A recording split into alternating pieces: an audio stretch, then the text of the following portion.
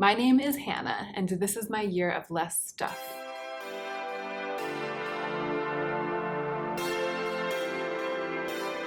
Hey y'all, welcome to my check-in video about the month of April. When I sit down to film these check-in videos, which is something I've been doing since I started my YouTube channel, I am traditionally checking in about the year-long project with which I am engaged. So in the first year of my YouTube channel, I was on a no-buy year and the check-ins were about that. Last year I was on a strict budget and I was always checking in about what that was like. And then this year is the year of less stuff, and so I am going to be checking in about the year of less stuff in this video. Over the years, these videos have also proven to be a really good moment for me to check in about everything, how it's going running my channel, how my life is going, and I feel like that's particularly necessary and relevant during this time.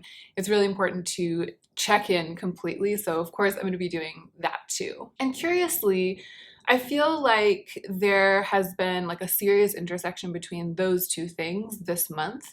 So I feel like how things are going globally, how things are going for me personally, and how the global situation is affecting my personal situation, all of that has, in particular this month, cast a new light on the way that I see the year of less stuff, and also the project that I did this month where I put most of my makeup away in a box and then I didn't use it for a month and then I went through it. A lot of you guys have been following along and there were like 5 or 6 videos in that series, so most people know about it. But I am going to be kind of touching base on that project because I feel like that's part of why this current situation, both that project and being quarantined during the COVID-19 pandemic, all of that has kind of given me new food for thought when it comes to my project, the year of less stuff, and that's mostly what I am going to be talking about. Let's go ahead and get into the meat of the video.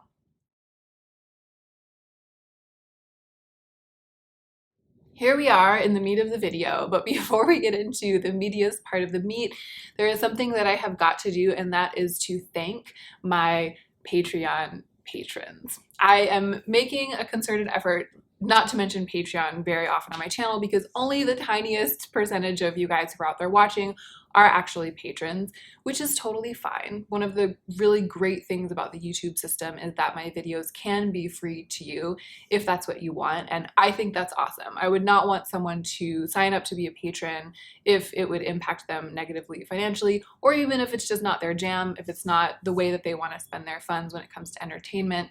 I'm totally fine with it. I think that it's great that I've been able to set up kind of like a choose what you pay system, and if you're choosing to not pay, that's totally fine. I'm just so glad you're here. Maybe just make sure you're subscribed. But my gratitude is so boundless for my patrons that I feel like it's important to give a shout out once in a while, and that's this. I'm going to give a quick shout out. And I also wanted to update you guys because I think even those of you who aren't patrons or who can't be patrons right now want to know how it's going. Okay, I had to turn off the camera briefly because of some domestic chaos and crosstown buses.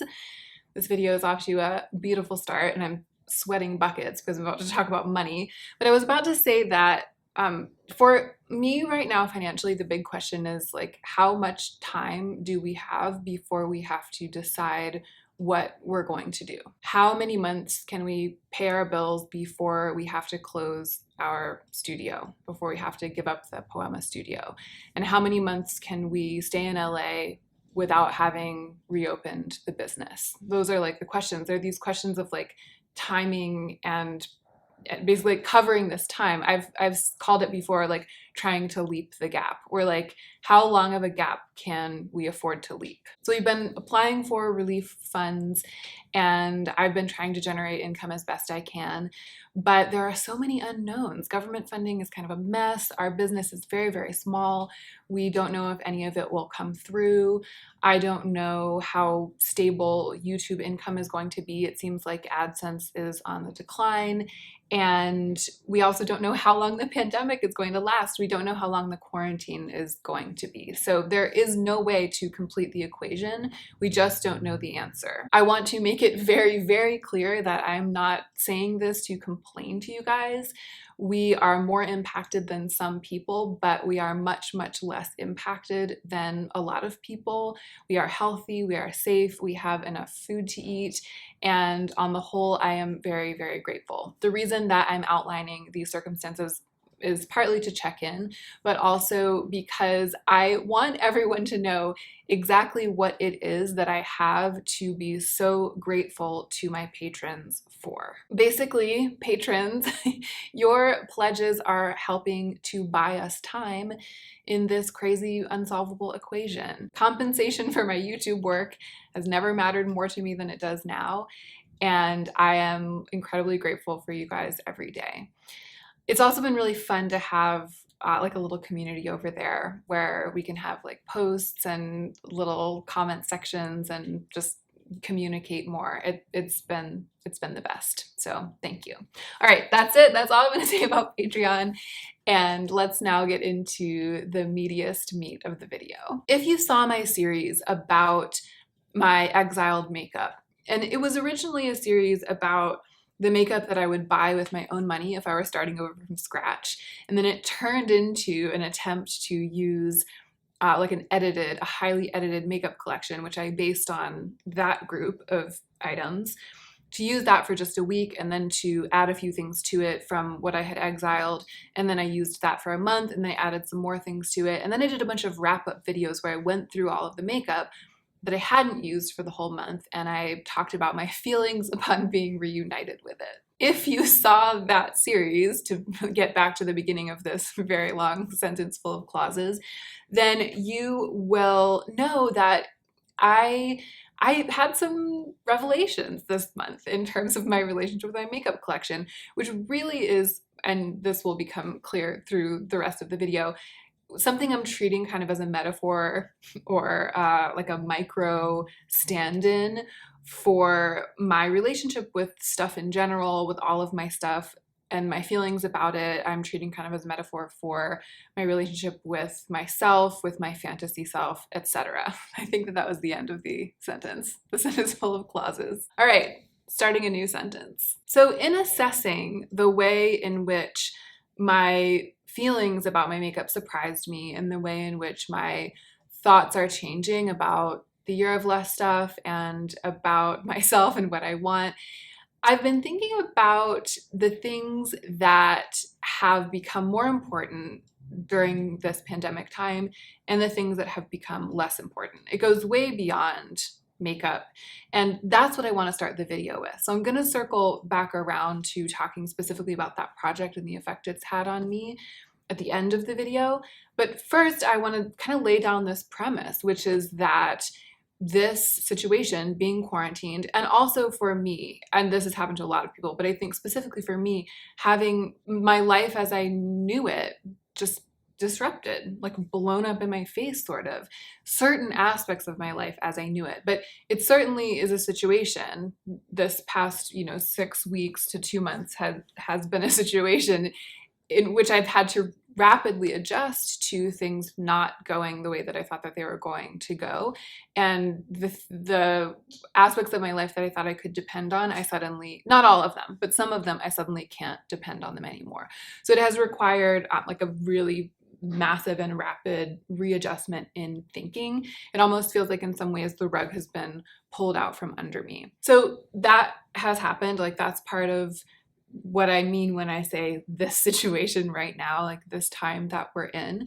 And then there's just the concrete reality of being at home all the time and not being able to go out and do things and see friends, and just the sort of circumstance of quarantine as like a way of life. So all of that together is what I'm talking about when I say this time, this situation has caused certain things to feel much, much more important, and it has minimized the importance of other things. I feel like I keep losing my clauses, like I keep losing my train of thought. But what I was trying to say, what I think I did say, is that that's the premise. So I'm going to address that first. and then we'll move into talking about makeup. I did already do this. Come on, let's move into the actual list. I have notes. So I made a list of the things that I feel like have gained importance under these circumstances. And then I grouped the items in the list into subcategories. So the first subcategory is the category of actual self-care. And I say actual self-care to distinguish it from commercialized self-care, the kind of self-care that requires you to spend a lot of money and acquire a bunch of stuff. That's a distinction that we've talked about before here on my channel. Self-care is heavily marketed to us, and I think that I used to be under the impression that self-care meant shopping for stuff and then putting all that stuff in my bathtub and on my body and, in my drawers. And one of the amazing things about my No Buy year was that it created for me a division between like the way in which the acquisition of stuff can sometimes be soothing and sometimes be useful, a division between that and actual self-care, which isn't really something commercial. So actual self-care, many of the things that I wrote down when I started brainstorming about the things that have increased in importance to me during this time, many of them fell under this category of actual self-care. The first one is my meditation practice, which I have consistently done. I've continued to do it consistently, approaching 2 months now. Really, since the first whispers of this pandemic started swirling around, I was like, I am going to need to anchor myself. I know that I have a better chance at emotional stability when I'm meditating every morning, and it's one of the ways in which I haven't let myself down during this time. I have stuck to it. I've barely missed a day. I mean, I think I maybe have missed collectively 2 or 3 days in the past 2 months of morning meditation.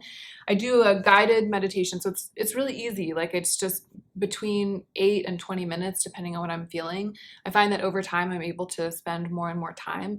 I use a meditation app. There are so many. I don't think mine is better than others. Mine is called the Mindfulness app. Anyone would be fine, any guided meditation. There are so many, and there are so many wonderful teachers out there.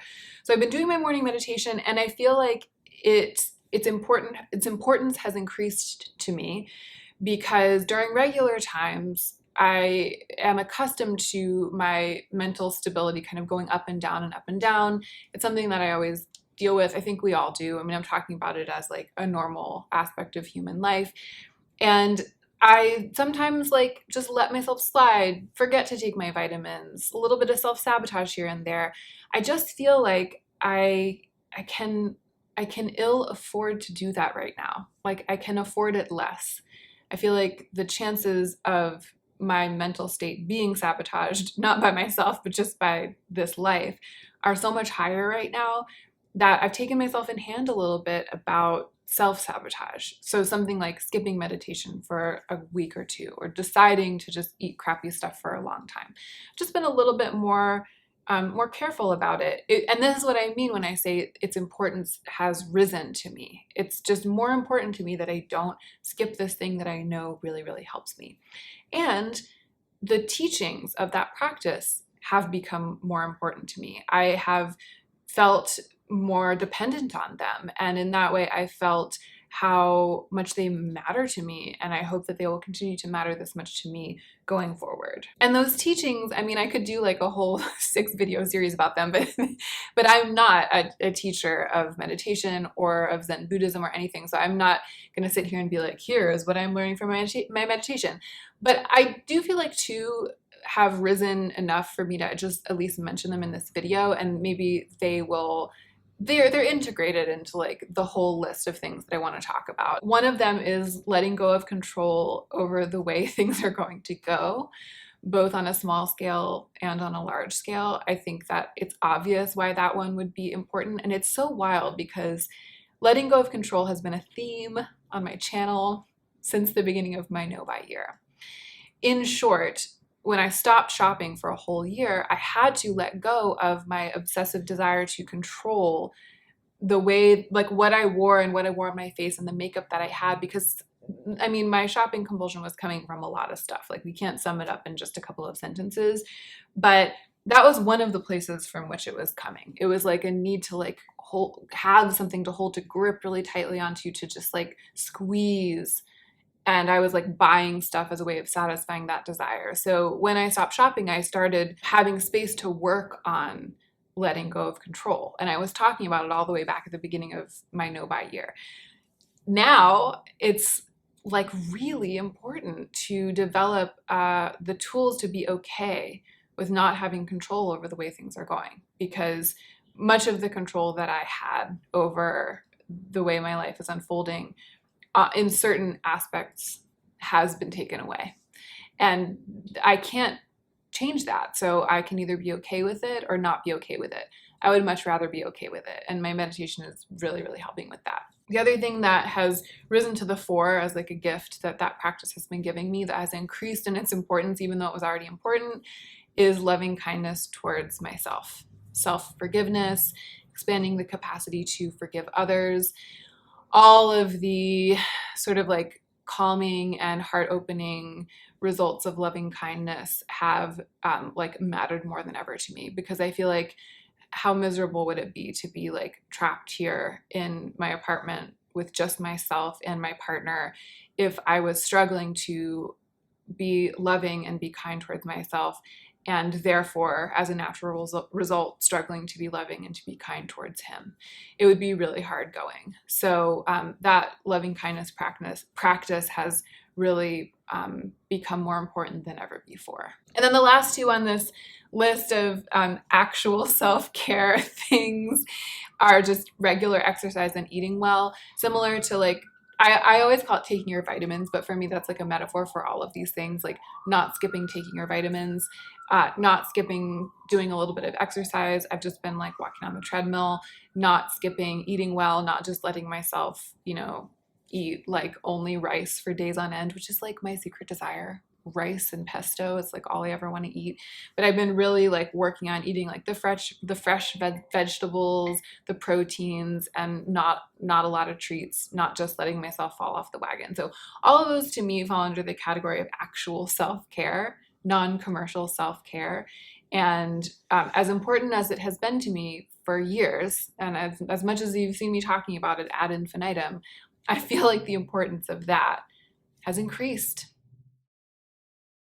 All right, the second subcategory of things that have become to me more important is the category of prudence, financial prudence, just general financial health. And again, this is something that it was not unimportant to me before, but it is just more important to me right now that for example, I have like a couple ways of looking at it here. One of them is save money by planning our meals very carefully. So planning what I'm gonna cook, and trying not to buy food that we're not going to eat of any kind, making sure that we eat all our leftovers, just trying to make the money that we spend on food work out to be more of like a closed circle, like more economical.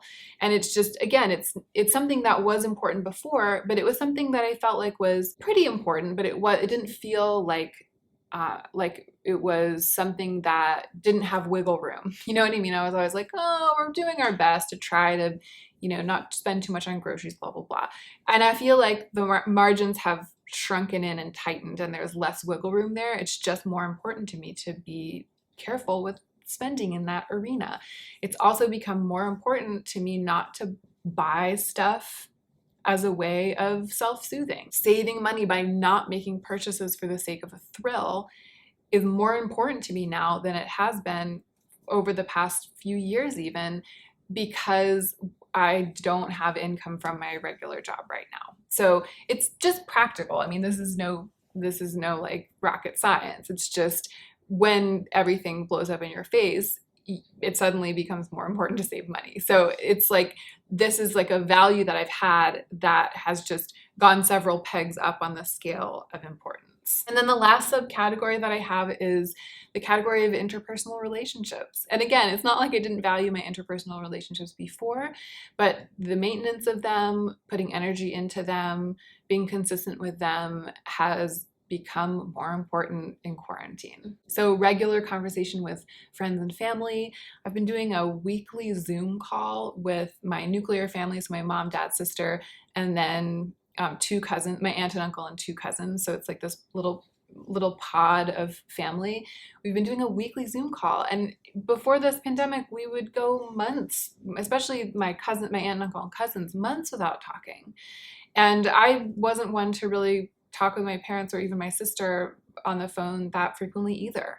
And now I'm seeing them every week. It's amazing. It's become more important and it's so nourishing. Another note that I wrote in this subcategory is patience and understanding with my partner, gratitude for my partner. So fostering that feeling of being on the same team, which can so easily be disrupted by someone just waking up on the wrong side of the bed, or being spiky, or being crab cakes, as we say, being cranky. It's so easy to undermine that feeling and to just let it dissolve because you feel bad and you need to smash something, you know? And it's just become more important than ever not to smash that, not to smash this, this unit, not to smash this feeling of being on the same team, this feeling of rooting for each other. It involves more forgiveness, more patience, more frequent overlooking of the things that annoy us. And that was always important. Like, it's important to be able to do that, to develop that skill if you're in a partnership, but it's more important than ever now because we're together 24/7. Also under the category of interpersonal relationships, I feel like my relationship with you guys, I feel like it's literally become more important than ever to make YouTube content that is honest, self-reflecting, and self-forgiving, self-loving. This harkens a little bit back to what I was saying about my meditation practice, about loving kindness and self-acceptance. I feel like women are trained not to accept ourselves because that makes us more likely to buy stuff to fix ourselves. We are more engaged in the goods economy when we feel like we're defective. If I can show myself accepting myself, even if I'm accepting myself for being someone who really, really loves lipstick, or being someone who's gonna let herself keep that lip liner that came in PR even though she already has 5 lip liners. You know, it's like whatever it is, and even though it's kind of messy, if I can show myself gunning for self-acceptance and working on self-acceptance, I feel like I can raise that value up and maybe help some of you guys gun for that for yourselves too. And the more that we can all accept ourselves and love ourselves, the more self-reflective that we can be, the more honest we can be with ourselves about ourselves, the better chance we have at extracting ourselves from that cycle. And I just feel like it's more important now than ever. We need our powers for ourselves now more than ever. So those are the 3 subcategories that I wrote down, the groups of things that I feel like have really increased in their importance: actual self-care, financial prudence, and interpersonal relationships. Now I'm going to tell you about the things that I wrote down under the heading of things that have lost importance. And just in the same way that the things that have gained in importance, I'm not saying they weren't important before. I'm also not saying that these things don't matter anymore or aren't important at all. I just feel like they're on a lower rung. They've taken the back seat, at least for the time being. And it's really, really interesting. So I actually only have, I keep saying these things. I started writing them down and then I realized that they all fit into the same category. There's only one subcategory. There's really only one category. The thing that has lost importance to me is the fantasy self. And I've talked about the fantasy self before. I talked about how my no-buy year provoked me to kind of disassemble my fantasy self and live as my real self instead of constantly striving for this fantasy of the self. I'm so glad that I did go through that during my no-buy year and after my no-buy year, because I feel like if I hadn't, then the immediate drop in the importance of the fantasy self during this time would be kind of traumatic. But I feel like I've been working up to it already, so I feel like better equipped to handle it than I would otherwise have been, which has been amazing. So even though I've done a lot of reckoning with the fantasy self and thinking about and talking about the fantasy self, it doesn't mean that she doesn't haunt me. You know what I mean? It doesn't mean she doesn't exist and there's nothing about her. In some ways, she's always going to be here. It's like part of me, you know? And it's been really interesting to see her just wither away during this time. So one example of the way in which my fantasy self has lost importance has to do with the curation and perfection of our home space. Our space has become unrecognizable. I mean, of course it's recognizable, but I feel like tonally, like the way that it feels to be in this space and the standard to which it always returns, it is but a shade of its former self. Like, it has become in that way unrecognizable. We've moved a bunch of stuff around and set stuff up. I did film that process the first time, but since then it's gone through a couple of other iterations, and every time it's just become less and less sort of open and spacious and easy and clean, more and more utilitarian, slightly cluttered. Things are out, things have places that they get put away to, but they're like not actually put away. It's just, I'm no longer trying to make it feel polished and adult in here. It feels like we're two college students like shacked up together in a dorm room. It kind of has like a dorm room feel. The self that I was striving for, that was represented by the feeling that I was striving for in our home. I mean, I still care about that. And when we have the time and the means and the space, and when it isn't like this anymore and we're not under quarantine, it's not like I won't go back to that. You know, I would like to have a more polished and adult feeling home at some point in the future for my own sake, because it would make me happy. Like, it's not the fantasy self that I'm talking about now. It isn't just for like the sake of others. It's also for me. Like, it would make me feel better on a fundamental level. But for now, I've just completely let that go. And I haven't just, it's not like we've let ourselves go and it's like horrible. I have let it go emotionally. Like, things have changed and I just don't care, because it's so much easier this way. The second thing that I have on the list, the second thing that represents the fact that the fantasy self has become less important, is statement outfits. So I chose statement outfits as the way to talk about fashion in this video under this heading. I don't think style has lost its importance completely to me, and I'm also still putting on makeup every day, and I'm still getting dressed every day. I am only wearing like 2% of my wardrobe, just the more casual things, but I still have style, I feel, alone in quarantine. But I feel like there's a difference between enjoying style and trying to give the impression of a perfected, cohesive style that sets you apart as a person. That's the fantasy. And that has really gone the way of the dinosaur in quarantine. I feel like I still have style, but it's like my natural style rather than some sort of performance. So now I'm going to get into talking about the project, the Year of Less Stuff, the project with the makeup that was in the exile box. And I feel like this is under the heading of the fantasy self losing its importance, but it's kind of not losing completely her importance, but becoming less of what I'm focused on during this strange time. And it's a little sticky because the aspect of my fantasy self that I'm talking about in this part of the subcategory, or the one category, is the fantasy of being perfect in the minimalist style. So the fantasy of being perfect, which has so many faces, right? There are so many different ways to be the perfect woman, and a lot of them contradict each other. That's part of why we're so effed. That's part of why we're so messed up. One of the fantasies, or one part of my fantasy, one version of my fantasy self, is more minimalist than I actually am in real life. That's one of the things that I learned when I put myself through the ringer with this project. I started the Year of Less Stuff, which I still am so into. I definitely do not want to end the year with more stuff than I started the year with. And that, if you remember, was the original goal of the Year of Less Stuff. It was the only goal. When I started, I was like, I'm calling it the Year of Less Stuff, but I really just don't want the numbers of my belongings to grow. That was really all I wanted. I was like, I feel like there's a thread of that happening because I'm giving myself a little bit more flexibility with my budget this year. I'm also receiving PR. I could so easily see myself ending up with more than I started with in the year. And then when I counted up all my stuff, I doubled down on it, and I was like, I actually want to cut my stuff in half. I want to have way less stuff. This is way too much stuff. And I started getting really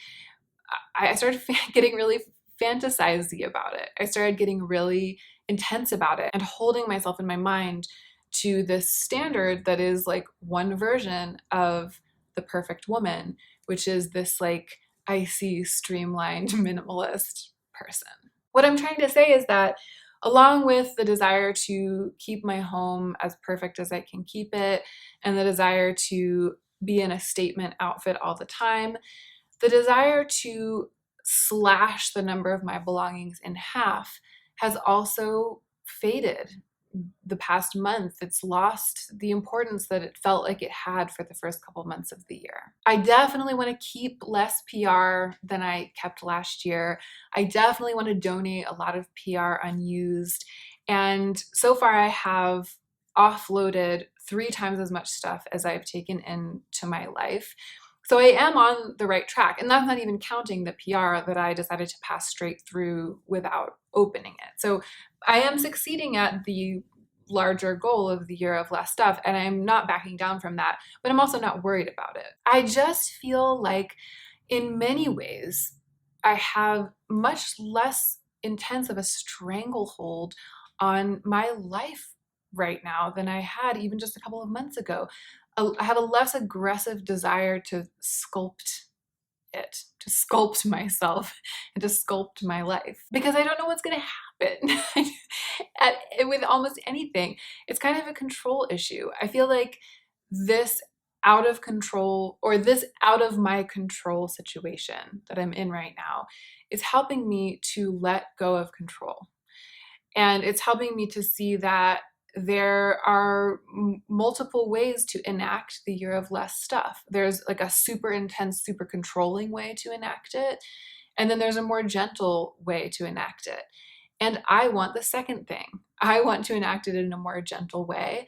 I want it to be more of a guiding force rather than like a standard to which I hold myself. The project where I put the makeup in exile really taught me, and I said this in the last video in that series, that it's okay to love having beautiful things. And it's not like I didn't know that before, but I think that there was an instinct to punish myself for it. And I really feel like I'm emerging from this moment as someone who is prepared to allow herself to love an abundance of beautiful things and to love having a selection of them, as long as having them and acquiring them isn't hurting me, right? As long as I'm not spending way too much money on them, or spending way too much time on them, or avoiding other issues in my life by focusing on them. All of the ways in which I was hurting myself before my no-buy year,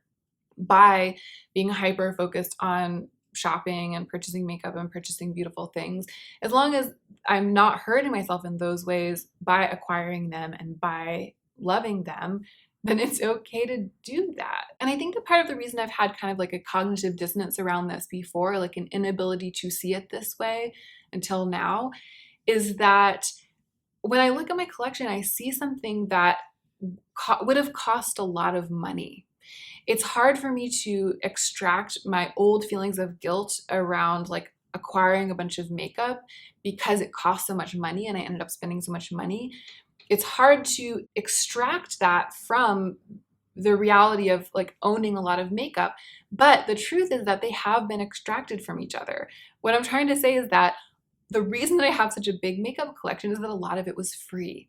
And when I go through it and when I declutter it and when I rearrange it and put it away, it's hard for me to remember that. It feels like it's all mine, and I think that I have like this latent feeling of self-flagellation, this latent instinct to feel bad about abundance, because before I was on YouTube, abundance always represented my history of overspending. So I would look at all my stuff and part of me would be like, yay, my yummy stuff. And then underneath that, I would have this horrible feeling where I was like, how much money did I spend on all of this? Too much. Having a lot of beautiful things always reminded me of the way in which I felt like I was ruining my life. I was ruining my life. It always reminded me of the way in which I was ruining my life. And I think that I've been struggling with this weird thing where it's hard for me to look at all this makeup, which is more makeup than I've ever had, I think. I think I might have more makeup now than I ever had before my no-buy year. And it's hard for me to look at it and not feel this second feeling. I look at it and I'm like, yay! And then this second feeling comes, and the second feeling is like, ugh, like you shouldn't have bought all that makeup. But I didn't buy all this makeup. I didn't. The reason that I have it is because I receive PR because I'm on YouTube. So I was thinking about this and I started getting really curious about what percentage of my makeup I actually bought with my own money. I also was curious about how my numbers are. So I counted all my makeup to see how much there is now compared to the beginning of the year. And I also counted to see how much of it was given to me and what percentage I actually spent my own money on. So I have it all here. I'm going to tell you, it was so interesting and I could not have guessed. So at the beginning of the year, I counted all of my makeup and tools for makeup, and I had 431 individual pieces. So that includes each one of my single eyeshadows counted as one, and the single eyeshadows added up to 551, or 151. So 151 of the 431 pieces of makeup and tools that I own are eyeshadows, single eyeshadows. It also counts all my brushes. At the beginning of the year, I had 65 brushes. So that's part of why the number is so high. Brushes, tools, magnetic palettes, stuff like that. This count, which was on the 28th of April, I counted 341 items of makeup and tools for makeup. So that means that my collection is down by 100 from the beginning of the year. So if you take that number, 341 pieces, and you subtract the single eyeshadows, I decided not to look at single eyeshadows when I was talking about what I bought myself because it would be so hard. It would take so long to go through and figure out which one is and turn it over and decide which ones I bought myself and remember which ones were sent to me or given to me. But a lot of my single eyeshadows were gifts. Many of them were gifts from Adept Cosmetics. Some of them were gifts from Cleona.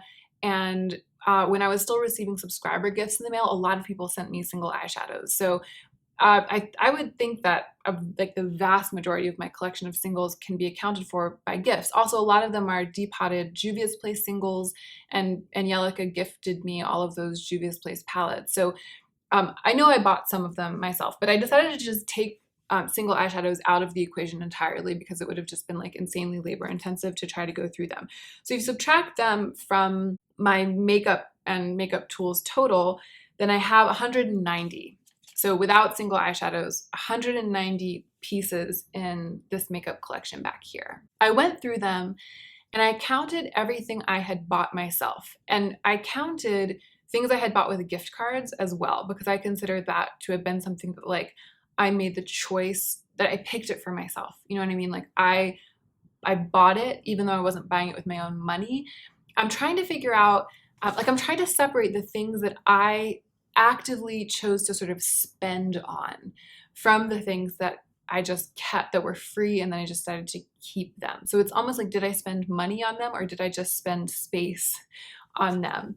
So I counted the things that I bought with my own money and the things that I bought with gift cards. And I also counted things that I decided to acquire as like point perks, anything that I had sort of picked up of my own accord rather than like it having come in PR. But in the PR category, the gift category, I also counted everything that had been given to me, even by friends, if they are friends that I know because of my YouTube work. So everything that Lauren has given me over the years, everything Simbri has given me, gifts that have come my way just because of like YouTube contacts or because of having been at conventions or anything that has to do with like, because I'm doing this work, this thing came my way for free. All of that is in the other category. So are you ready? Of the 190 pieces of makeup in my collection, not counting singles, the number of them that I bought myself is 64. 64. That's almost exactly 1/3. You guys, that means that 2/3 of this abundant makeup collection, 2/3 of it was free to me. My way of collecting makeup has changed. I've become basically a part-time professional makeup person, beauty worker. My collection is unrecognizable compared to what it was before I started working on YouTube. And its character, its size, its nature, the exact things that are in it, its entire character is marked by this aspect of the beauty community, which is that brands distribute product to reviewers. Even though my collection is smaller than a lot of the collections of other YouTubers who receive PR. And it's that way because I only keep things that I like really, really love personally. It has become the collection of a Hannah who works on YouTube, not the collection of a Hannah who buys makeup. And this has been really important to me. It's important to me to phrase it this way because essentially I've realized that we can no longer go on pretending that this collection of makeup behind me has anything to do with my spending habits. It does not. The cord has been almost entirely cut between the makeup that I choose to buy and the way that I buy makeup and the makeup collection that I have. And knowing this and phrasing it to myself this way has really helped me to let go of some of those mixed feelings that I had when I was putting all of my makeup away after my Exile Box project and saying to myself, oh my gosh, Hannah, you've got too much makeup, you've got too much makeup. Because formerly it was really hard for me to look at 10 lip glosses in my lip gloss drawer and not feel like I had somehow misbehaved, gotten out of control, spent beyond my means. But my 10 lip glosses in my lip gloss drawer don't mean that. What they mean is that I kept 10 lip glosses that came in PR. I think I maybe bought one of them. So counting everything up, I know that this isn't that relatable, but I just needed to tell you guys, it's been a big deal for me this month. Counting everything up and counting the percentage of it the large percentage of it that was PR has given me a fresh lens. I feel like now when I look at it, I'm able to say, wow, I'm so lucky. Look at this. I'm so lucky that I am able to have this abundance of choice with makeup, which is something that I never would have been able to have in my life unless I had magically gotten rich. I would never have been able to have this.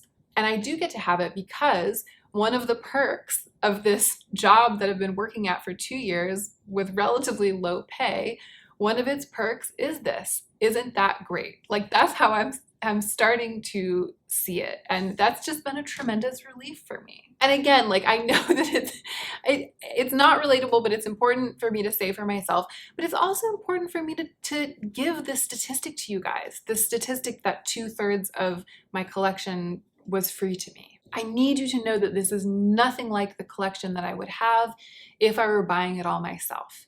I need you to know that this is not a normal amount of makeup for a woman of my means, because I don't want this to be aspirational for you. I don't want you to be over there comparing yourself to this, comparing your makeup to this, if you can't afford this, because neither can I, girl, neither can I. But because I do this YouTube work, I can have it without being able to afford it. And I'm not trying to brag right now. I hope that it's clear to you guys. I hope I'm making it clear why this has been a big deal for me.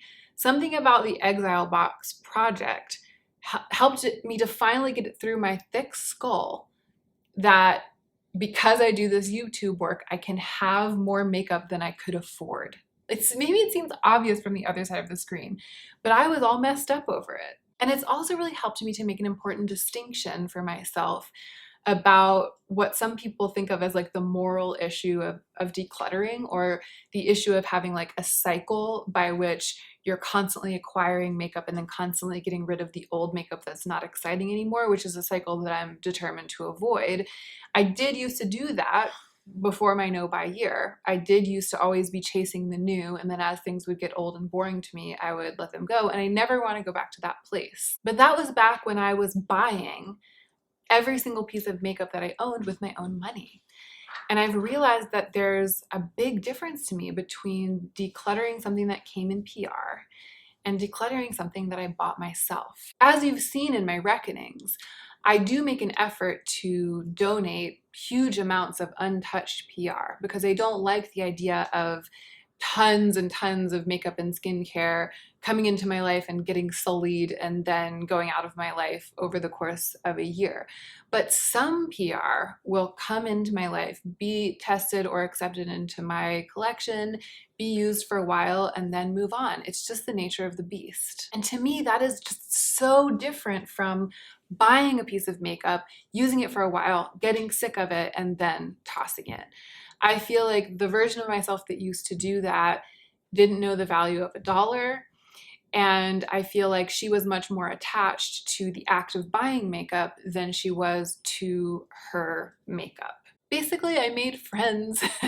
I made friends this month with the chaotic and ridiculously oversized and constantly changing nature of my makeup collection. I feel like that chaos is something that I was trying to reject with the year of less stuff, or with part of it.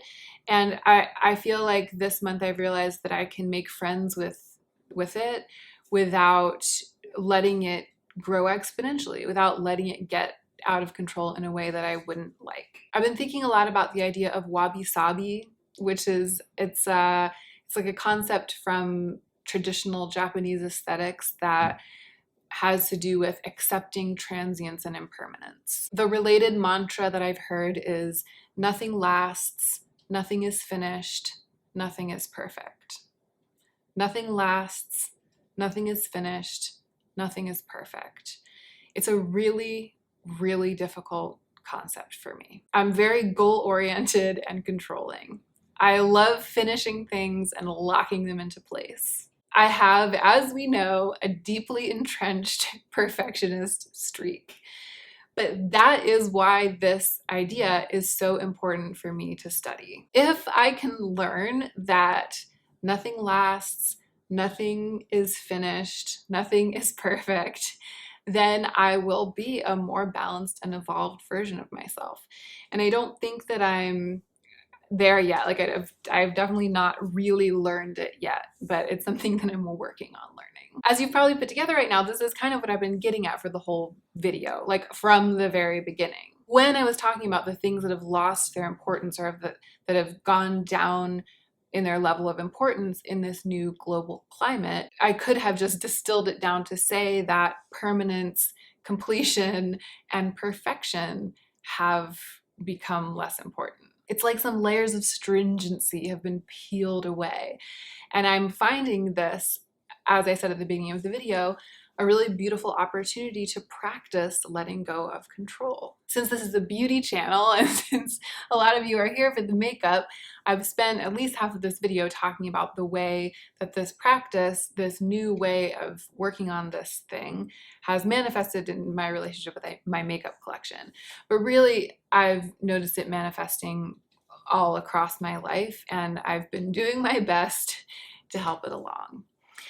And that, I think, is it. Those are all of my notes. It was kind of a, I don't know, like kind of like a one thing. I didn't have a lot of different things to say. It was like kind of like one thing with a lot of premises and pieces of evidence that I wanted to work through. And I hope that it was entertaining. I know that the part where I'm talking about the fact that the makeup collection that I have, that I only bought 1/3 of it myself, I know that that's not really like, oh, my battery just died without warning. And usually it like blinks red for a really long time, and I can change it before it cuts me off. But I don't know, maybe I just didn't see it.